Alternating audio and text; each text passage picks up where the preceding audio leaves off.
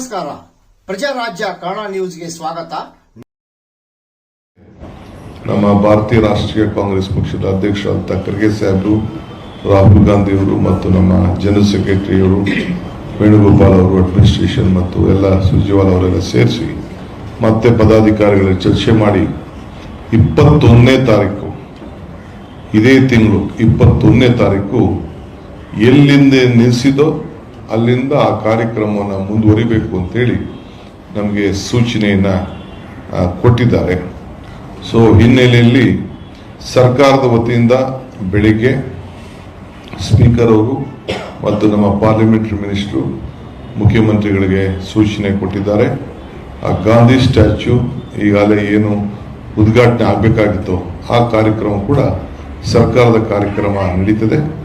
ಎಲ್ಲ ಶಾಸಕರಿಗೆ, ಸಂಸತ್ ಸದಸ್ಯರಿಗೆ ರಾಜ್ಯದ ಪಕ್ಷ ಭೇದವನ್ನು ಮರೆತು ಆ ಕಾರ್ಯಕ್ರಮಕ್ಕೆ ನಾವು ಆಹ್ವಾನಿಸ್ತೇವೆ.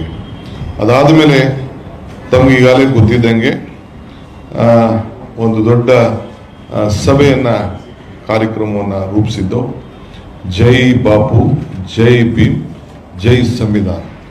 ಈ ಕಾರ್ಯಕ್ರಮವನ್ನು ಈಗಾಗಲೇ ನಮ್ಮ AICC ವತಿಯಿಂದ, ಅದು KPCC ಕಾರ್ಯಕ್ರಮ ಅಲ್ಲ, ಅದು AICCಯ ಕಾರ್ಯಕ್ರಮ. ಸೊ AICC ಅವರು ಘೋಷಣೆ ಮಾಡಿದಂಥ ಒಂದು ಕಾರ್ಯಕ್ರಮ, ಜೈ ಬಾಪು, ಜೈ ಭೀಮ್, ಜೈ ಸಂವಿಧಾನದ ಒಂದು ಸಮಾವೇಶ. ಅದನ್ನ ಮತ್ತೆ ಅದೇ ಸಂದರ್ಭದಲ್ಲಿ 12 ಗಂಟೆಗೆ ಅದನ್ನ ಕಾರ್ಯಕ್ರಮವನ್ನು ಏರ್ಪಾಡು ಮಾಡ್ತಾ ಇದ್ದೇವೆ. ಈ ಕಾರ್ಯಕ್ರಮಕ್ಕೆ ರಾಜ್ಯದ ವಿವಿಧ ಮೂಲೆಯಿಂದ, ಎಲ್ಲ ವಿಧಾನಸಭಾ ಕ್ಷೇತ್ರದಿಂದ ಕನಿಷ್ಠ 100 ಜನ ಮುಖಂಡಗಳು ಭಾಗವಹಿಸಬೇಕು, ಇಲ್ಲ ಕಾರ್ಯಕರ್ತರು ಬರಬೇಕು ಅಂತೇಳಿ ಎಲ್ಲರೂ ಕೂಡ ಮನವಿಯನ್ನ ಮಾಡ್ತಾ ಇದ್ದೇವೆ.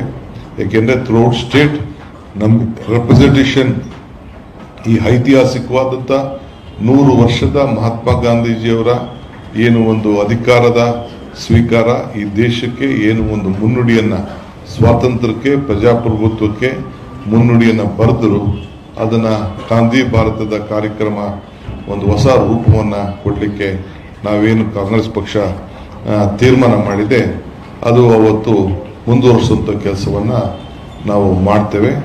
ಈ ಹಿನ್ನೆಲೆಯಲ್ಲಿ ರಾಷ್ಟ್ರದ ಎಲ್ಲ ನಾಯಕರು ಯಾರ್ಯಾರು ಬರ್ತಾರೆ ಅನ್ನೋದು ಕೂಡ ಮುಂದಿನ ದಿನದಲ್ಲಿ ನಾವು ತಿಳಿಸ್ತೇವೆ. ಅದಕ್ಕೆ